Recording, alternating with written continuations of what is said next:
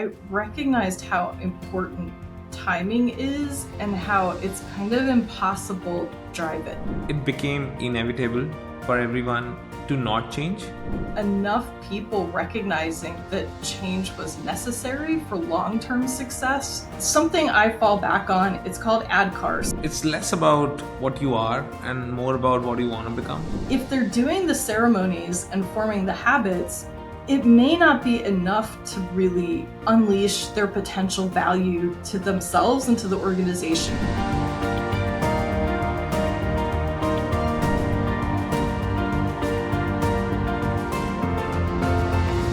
Hi, Jennifer. Good morning. How are you doing today? I'm great. How are you?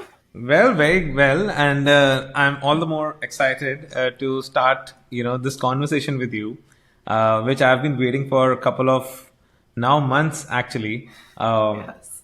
You know, a few weeks back, I realized that.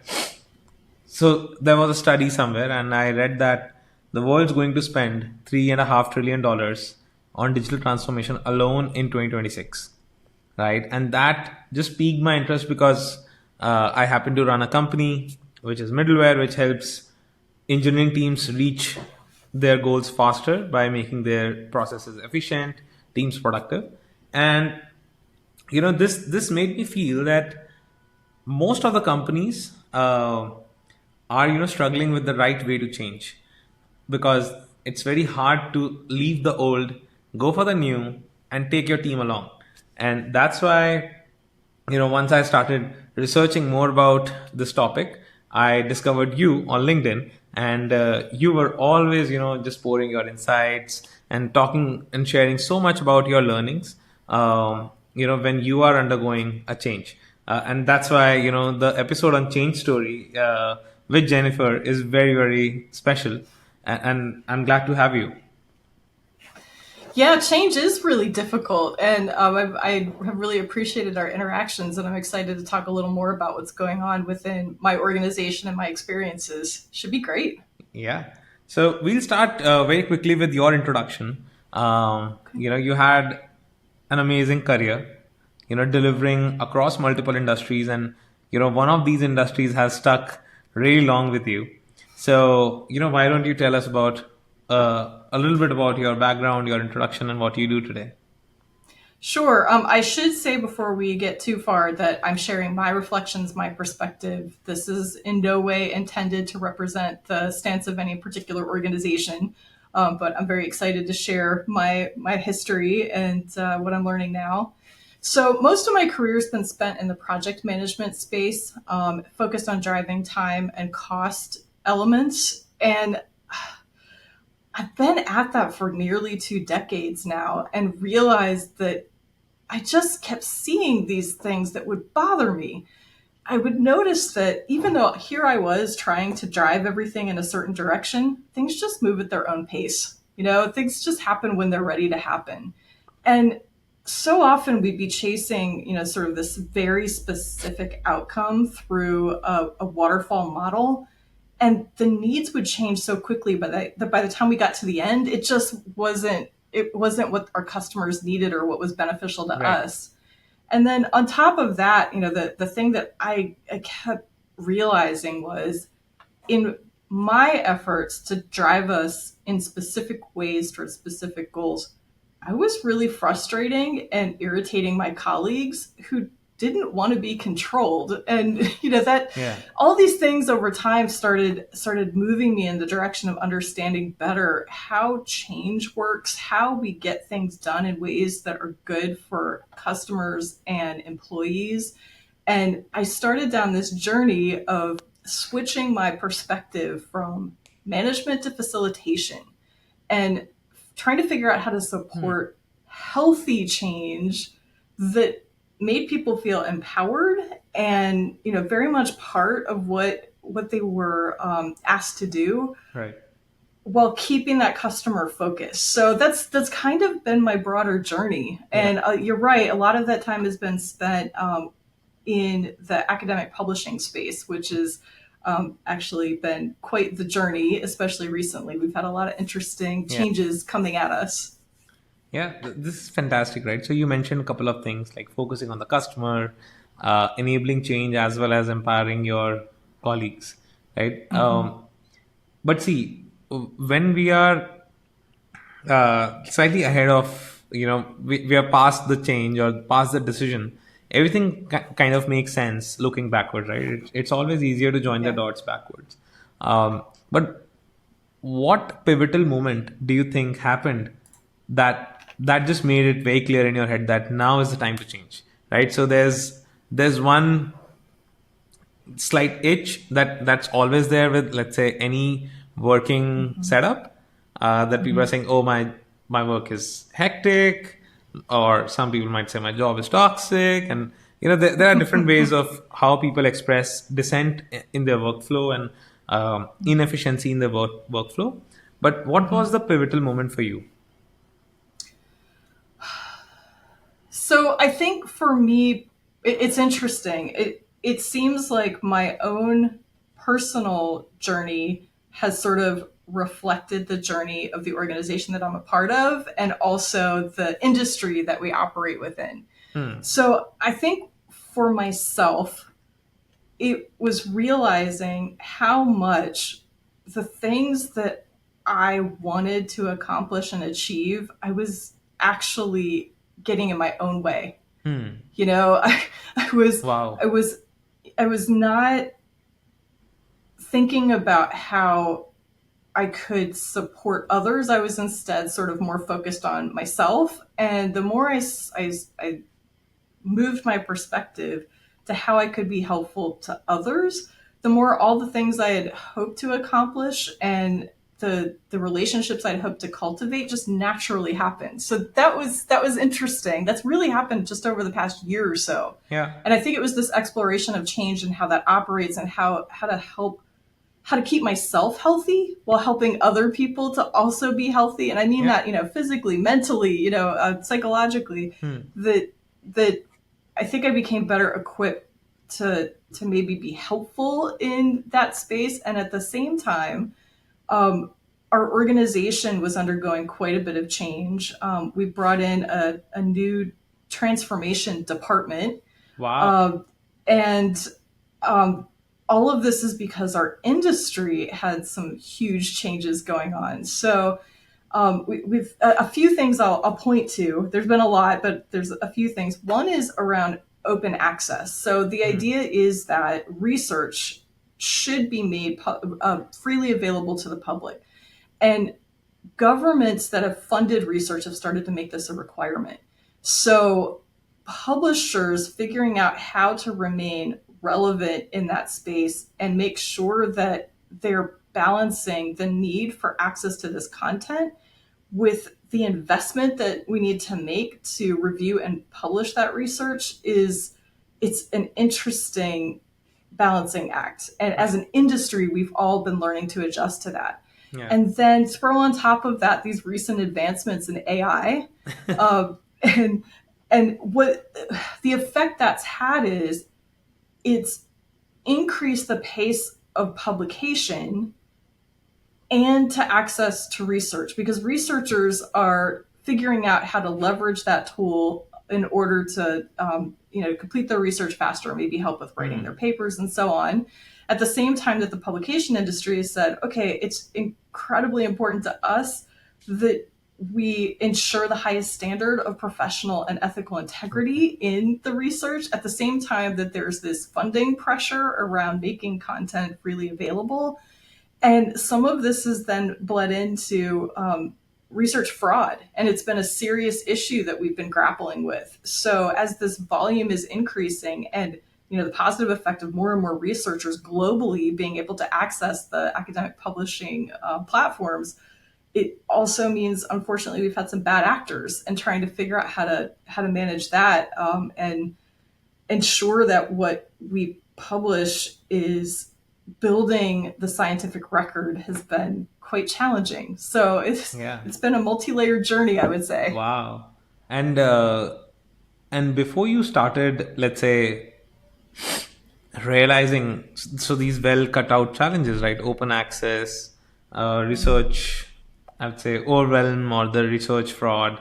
um, and just the way the industry has been changing, the publishing industry, and of course it's paper.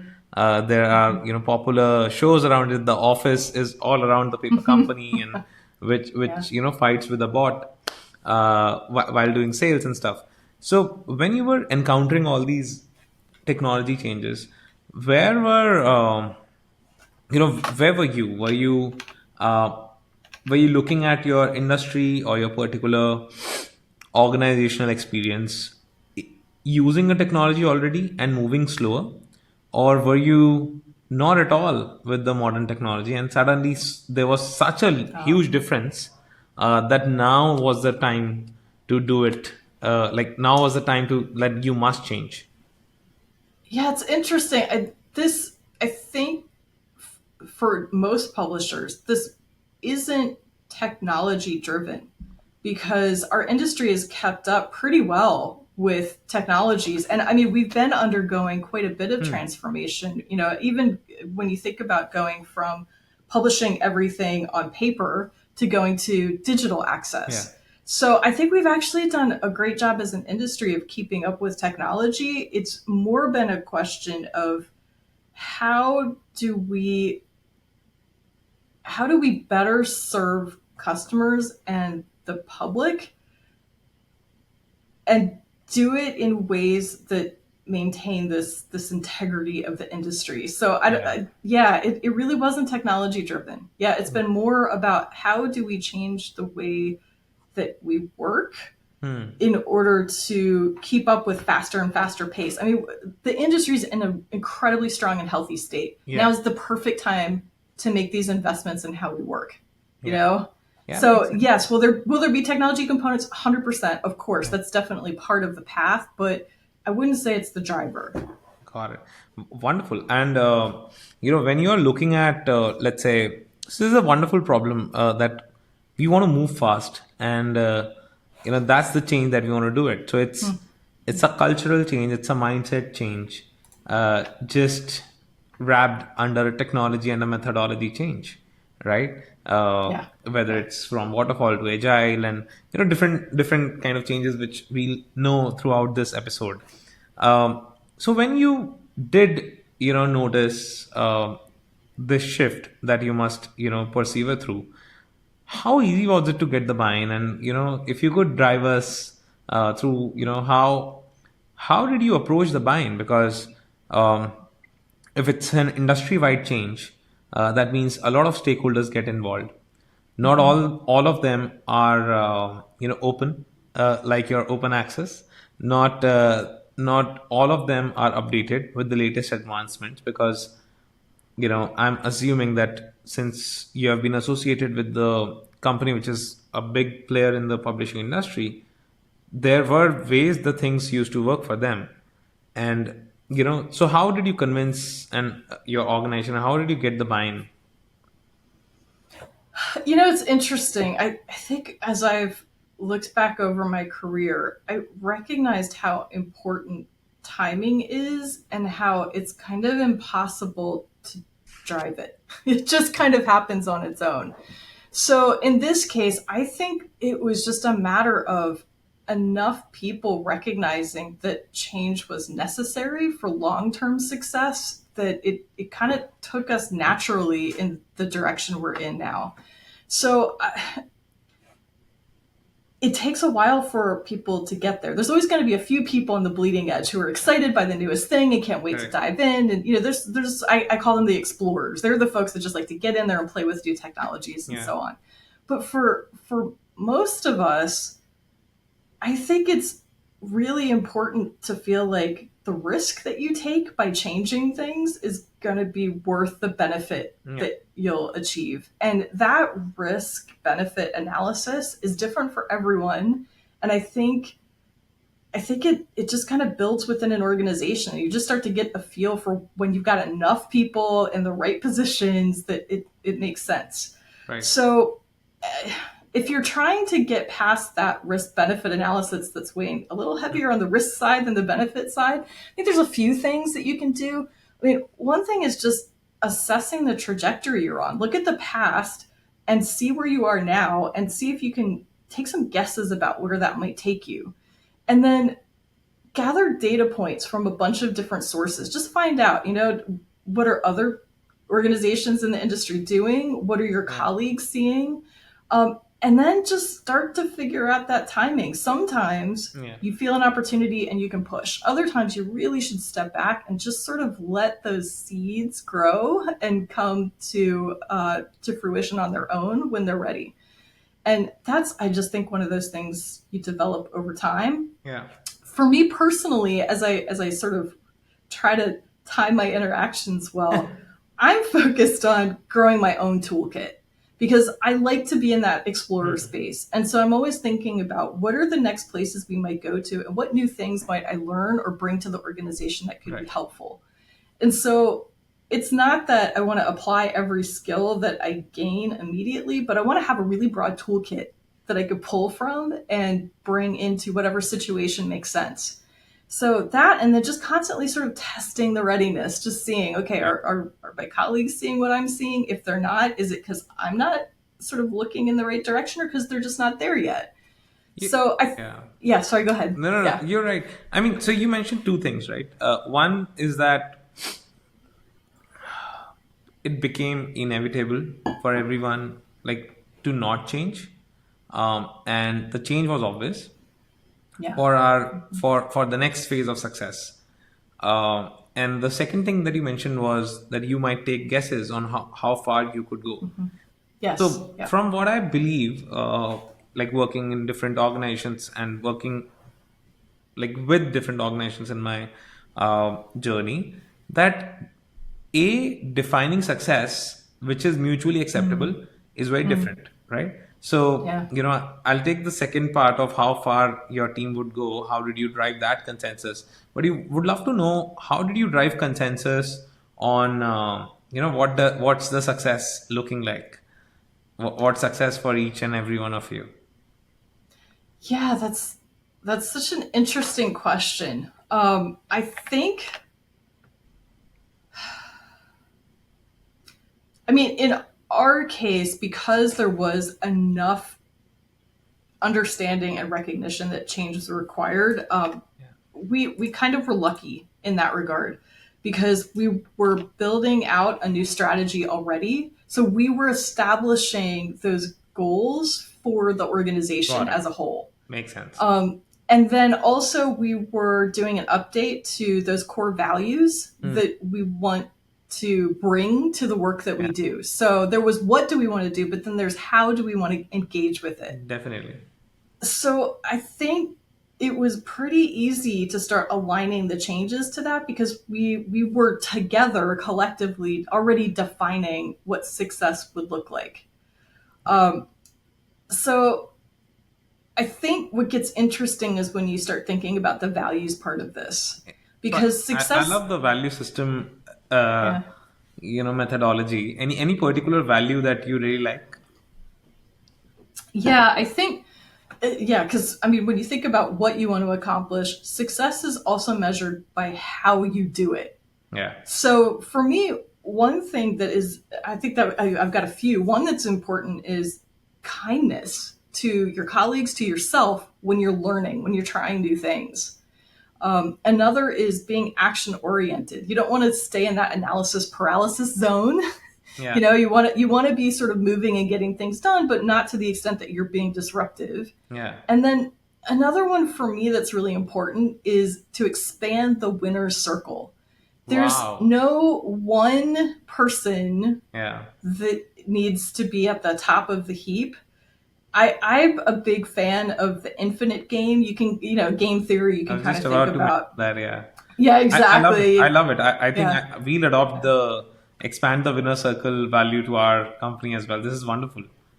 Yeah. Yeah. I mean, you want everyone to feel like they're part of it and like they are important too. Like all of us are playing our part and there's no Yeah. reason why it should be competitive when you are all coming around a common goal. So Right. anyway, those are some values that at least for me I think are really important. Wonderful. And when you were estimating the success or like how far you would go, uh, did you take any external help? for the data analysis? How did you come across that?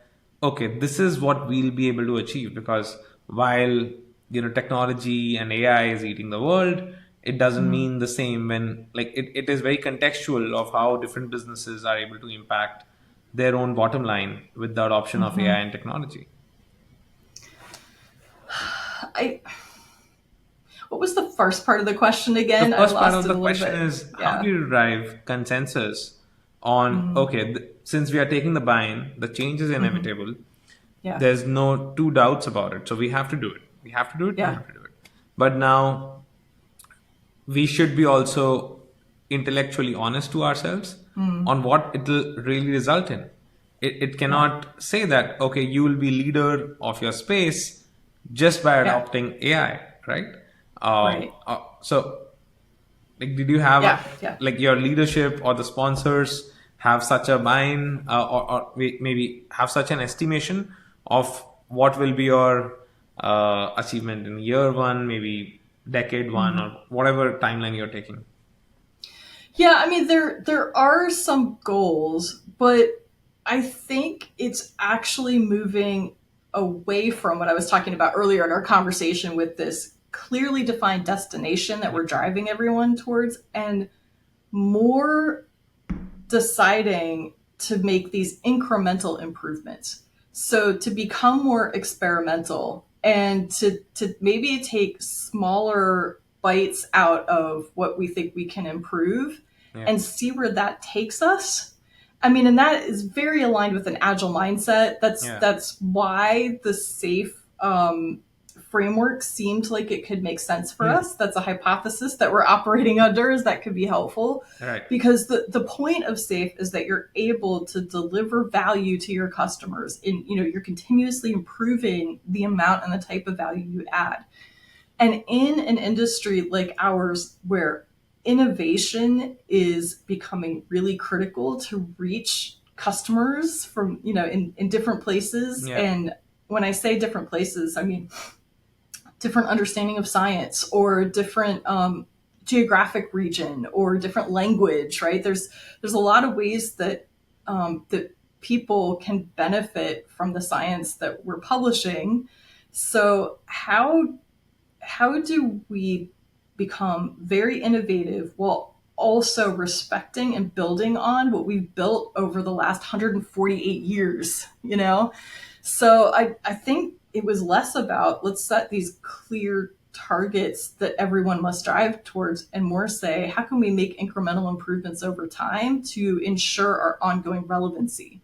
And I think that's an industry wide thing. I don't Hmm. think that's specific to my organization. Of course. Of course. That's good. So let's once we have the buy-in, once we have the mission set, now let's talk about execution, right? And you Yeah. mentioned in your, like, earlier answers that you set up a division to transform the team. So how did you set up the core team? Like, how did you start gathering people? What were the skill sets? What Yeah. were the departments? Like, how did you set up your A team, your dream team there? Yeah, well, initially we actually so my team started up under the technology group. And as we were identifying people that we thought could be good in those roles, there were a few attributes that were really important to me. And that's what I was looking for in the people that we recruited onto that team. One is that explorer mindset. Were these people that were interested in learning and trying new things. Also, it was important to me that they had strong, stable relationships within the organization. I mean, I'm not the only person who has decades of experience Yeah. within this organization. And so making sure that we were bringing in people that knew many other folks and had these strong relationships to draw on was important. Another one was, I wanted people that acted with integrity. Hmm. That it was important to them that they be truthful and honest, and also helpful. So those were the things I was looking for on the soft skill side. And then on the hard skills, I mean, these were all folks that had excellent analytical and project management skills. So I felt confident that with those attributes and that background, that we could Hmm. move into a transformation type role. Wonderful, wonderful. And sometimes what happens in the status quo is that one expert starts a company, and then like there's a leadership who's everyone abiding to, obeying to, and especially in enterprises, it breeds kind of a yes sir, yes ma'am culture. Um, Now, when you are driving a change, you are likely to be breaking many status quo setups, many status quo arrangements. So now, how do you drive, or how do you inculcate that value system in that core team of yours who's driving the change? How do you That defy the old decisions? that takes time. That is not a it's not a switch you can flip and then Yeah. magically people are Of course, thinking it's a a different it's a way. big Yeah. psychological safety issue. Exactly. Yeah, Yeah. exactly. So I think there's a couple of techniques that I use to help my team. The first is slowing down the work. So as people were transitioning into these new roles, part of what we had to do is transition the work they had been doing. And I gave them a lot of space and time. I didn't give them a bunch of assignments right off the bat. I more encouraged them to explore some of the resources that I'd been collecting and to look for their own. And we also brought in a really excellent set of guides. We partnered with a consulting company Hmm. that had they brought to us folks who had done this before, Hmm. so they could help coach us. We sent everyone to different types of training Yeah. just to sort of give them time to think through and absorb what it might mean to work in a really different way. And then I worked with them to elevate the conversation. Instead of focusing on what's the task, what's the list of things you must do today, Yeah. what's the value we're delivering, Hmm. how are we being creative about the way that we're solving problems, Right. and and then calling out every time they got a little closer to the mark and making sure they knew that what they were doing was important and mattered. I mean, that combination of things, Hmm. that time, that opportunity for reflection, and the reassurance that it's okay to take risks moved them into the place they needed to be. And I had confidence each of them would get there. This was a great group of folks, but that's how I supported their journey. Yeah, and was there a hierarchy in this core team, or like how do you resolve conflicts? How do you handle disagreements in that group? Yeah, well, it's interesting because I was learning some new skills myself, having realized Yeah, that maybe command and control was yeah, not going to yield the results that I was hoping right. for in a situation like this. So there's a few techniques that I use when we start to have disagreements. I think sometimes it's helpful to step back and just sort of confirm where we do agree, because so often you agree on far more than you disagree on, and that's just a nice reminder that we're on the same team. We're trying to accomplish the same things. And frequently the disagreements aren't about what we're trying to Hmm. accomplish, it's more about how we're going to do it. So I work with them to identify what assumptions we might be operating under, and then to formulate some hypotheses about what might work well, and then just start testing.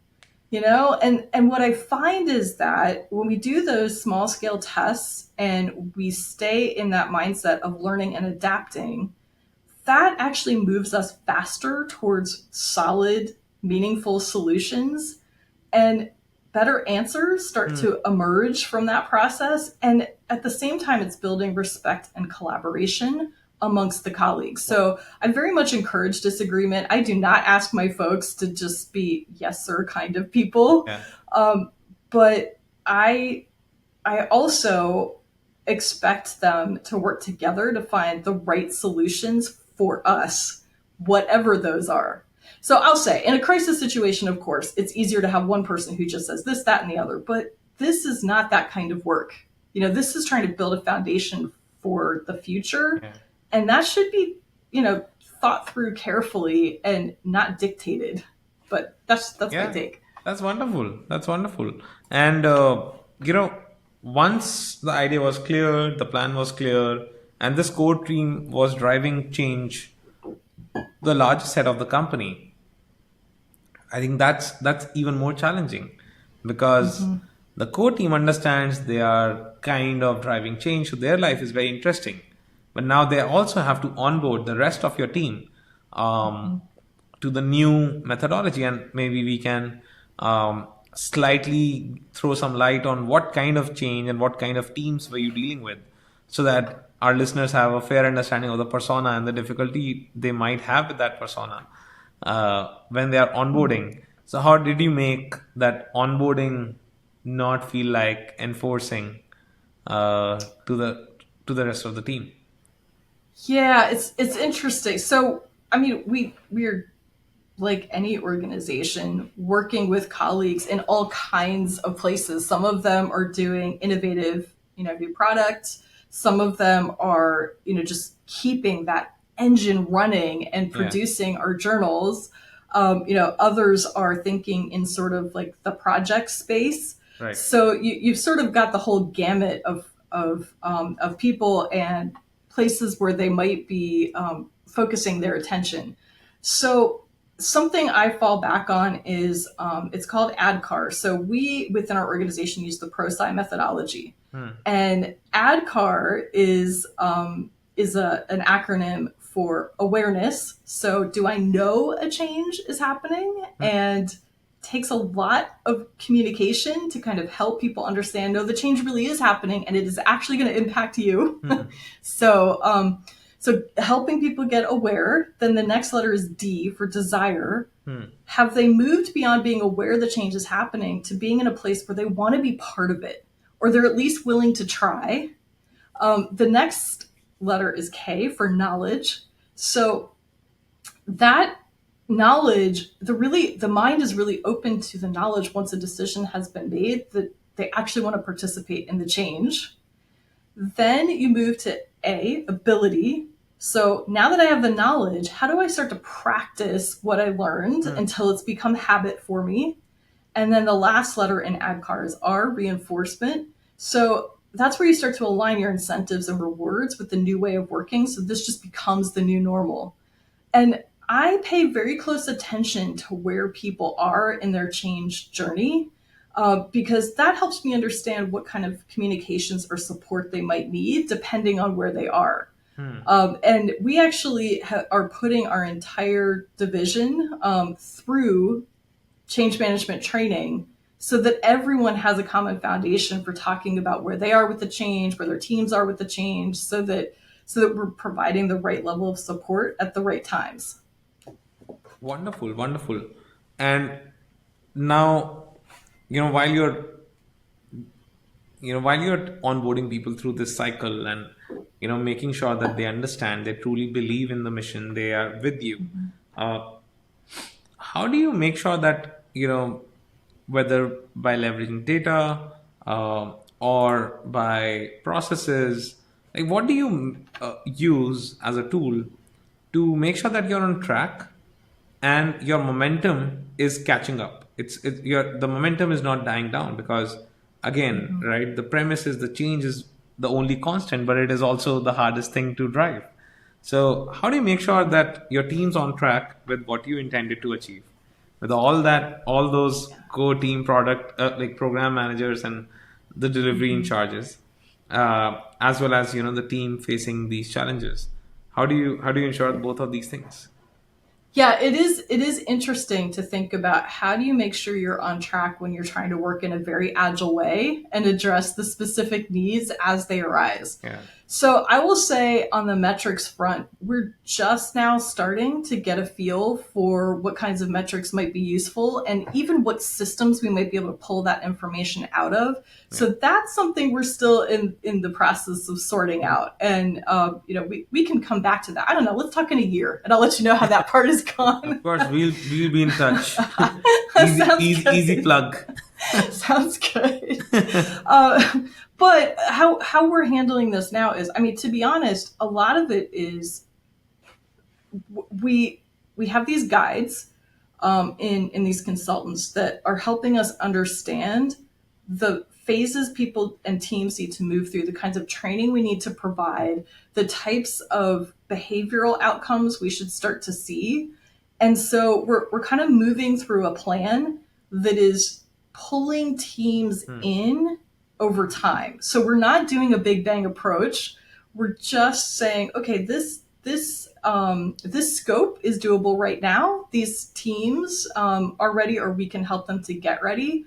And we actually had a group that was already working under the SAFE model before we began this broader transition. So we've been able to leverage a lot of their learnings and infrastructure that they've put in place. So we kind of had a model for how that might look. So it's right now it's a And what lot. department was Yeah. that? Was it the product It's development within department? it's within it's a portion of our publishing Got operational portion. So not new product. It was part of our journals process. Got Yeah. it. Got it. Yeah. So it's yeah, it's interesting, and I'll be honest, some days I have no idea if we're being successful. But I think that's par for the course with Yeah, this kind of work. absolutely. How much, attribution would you do to, you mentioned that it's less about what you are and more about what you want to become, and that's a mindset. And I've seen that, it's very hard to drive mindset, and you have suggested a couple of ways as well in which you have been driving your team.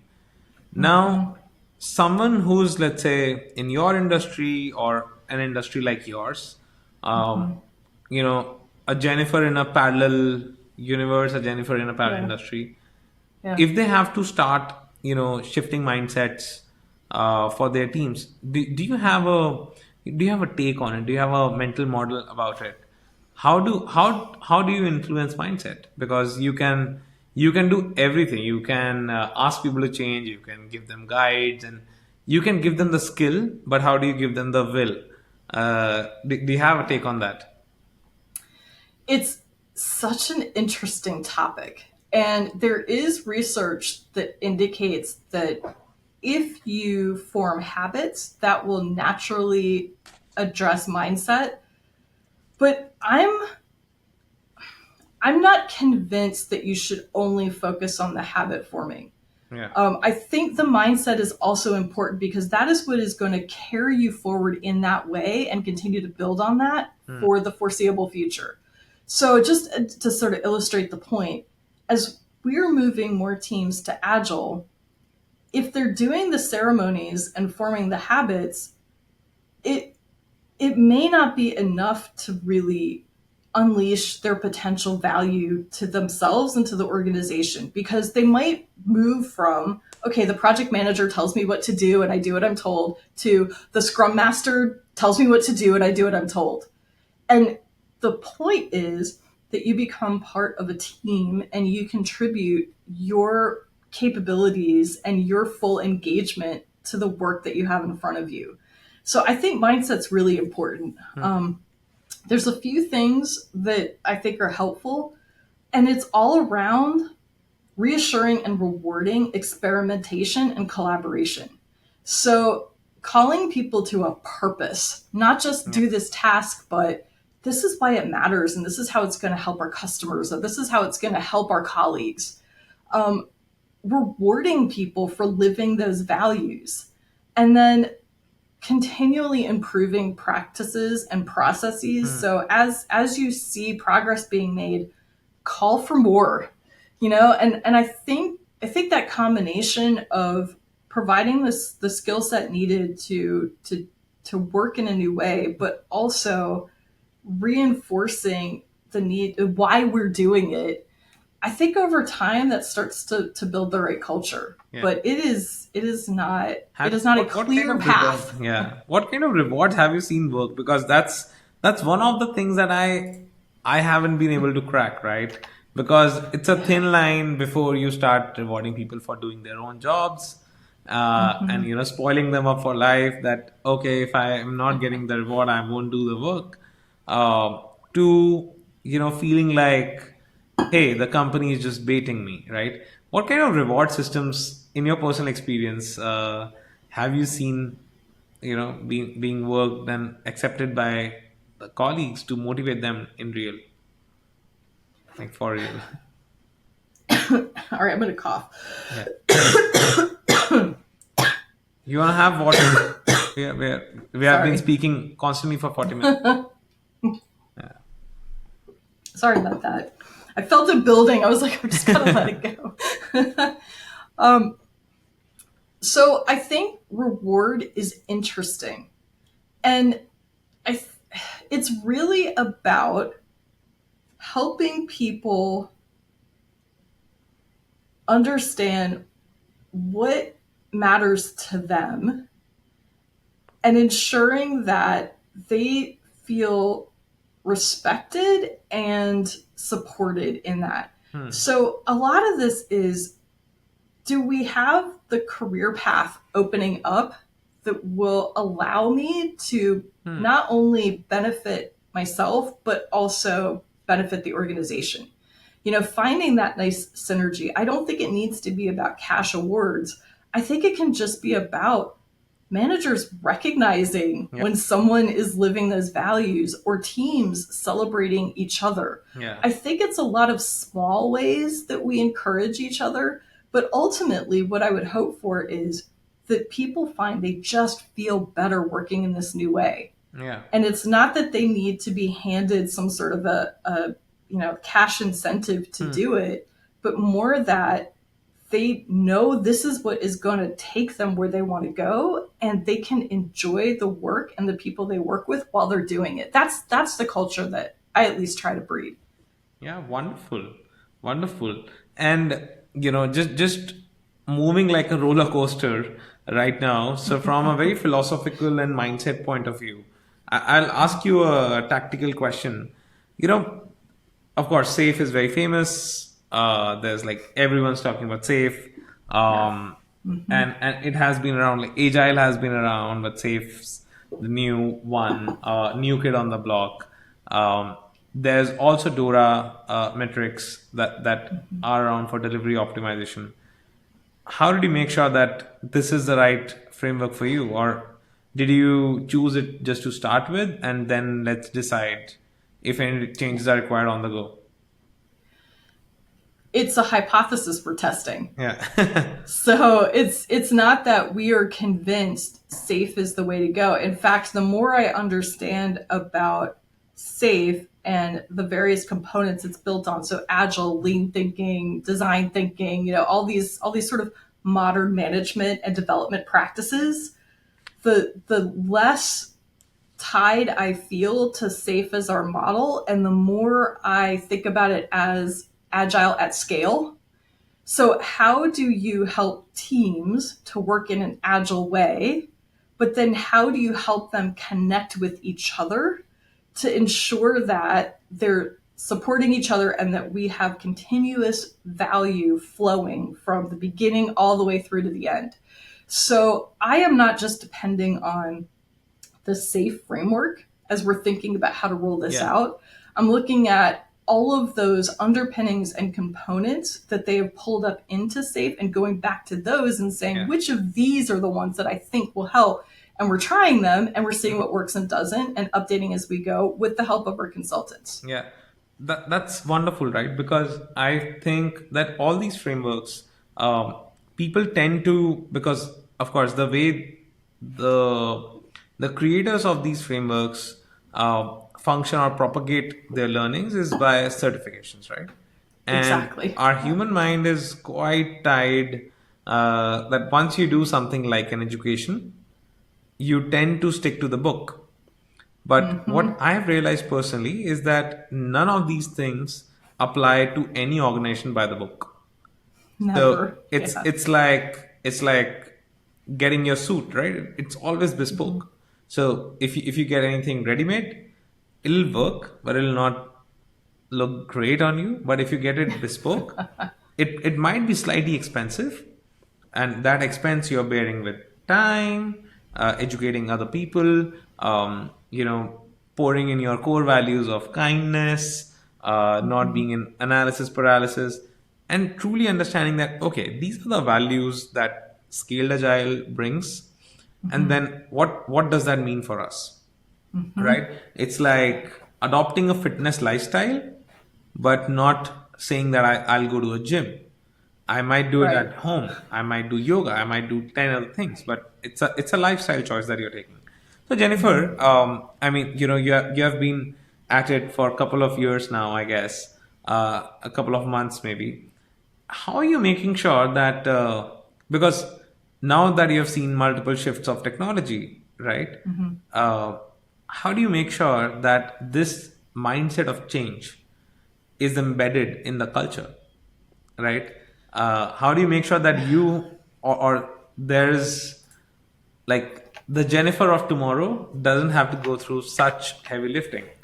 She just comes into your organization and sees that, oh, this organization does not even require a change because it's already up to date. How do you ensure that you're sealing the gaps while you're moving forward? Yeah, it's future proofing is such an interesting topic, and I think that's kind of what you're pointing at. And the the hypothesis that we're working under is that if we focus on continuous improvement, if we build these skills in people to constantly be asking, how could this be even just a little bit better? Hmm. Or how could I serve my customer just a little bit more creatively? That in time, that will naturally enable us to adapt to any change. I think a lot of it is just getting in the habit of practice. And so if we have an entire organization that is used to assessing change, incorporating it, understanding how it is beneficial, where the risks are, Yeah. and and doing that repeatedly, then I think there's nothing that we couldn't handle going Yeah. forward. I don't think we'll ever need to do a big change again because it will always be small changes as we go. Right. So that's the hypothesis I'm working under. And now, if I were to give you, a hard ball to play, now imagine that I give you another organization uh, in the same industry or maybe an Hmm. adjacent industry, and you Hmm. have to do a litmus check that does this organization require a change today or not. Uh-huh. On a flip side, and I want any viewer watching this to do a quick litmus test from your learnings in your journey, Hmm. Hmm. to check whether their organization is ready for change or not, because you might be generous in giving your organization and the industry a compliment that everyone realized, but they might have an uphill battle to fight with. Hmm. So what do Yeah. you recommend as a litmus test for that organization?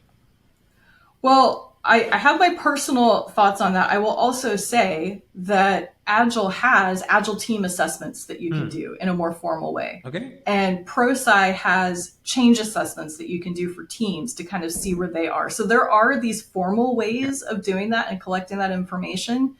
I think I would also be looking for how many explorers do you have in the organization and how are they viewed? Hmm. Are they seen as troublemakers? Because that's telling me we're really far from being in a Yeah. position to The adapt well round to peg in square change. holes.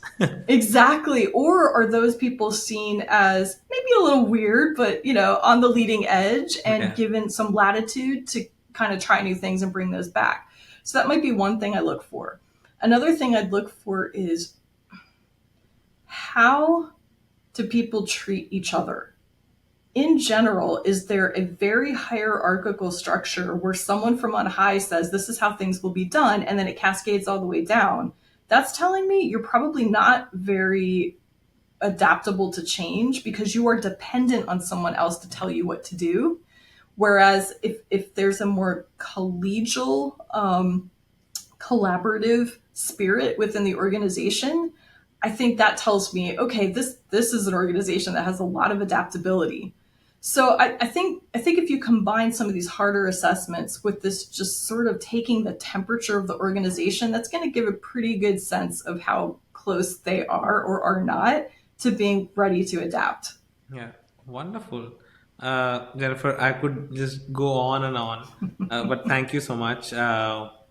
for sharing all those insights. And I really like how you share your regular learnings and insights on your LinkedIn as well, which I would highly encourage everyone to just go and follow Jennifer, send a request, which we'll mention in the description, and also those tests that you have mentioned. But this was a wonderful episode, Jennifer. Thank you so much for sharing all those insights with us today. Yeah, it was great. Thanks so much for inviting me, and I look forward to more interactions on LinkedIn. Of course. Yeah. Take care. Thanks, you too.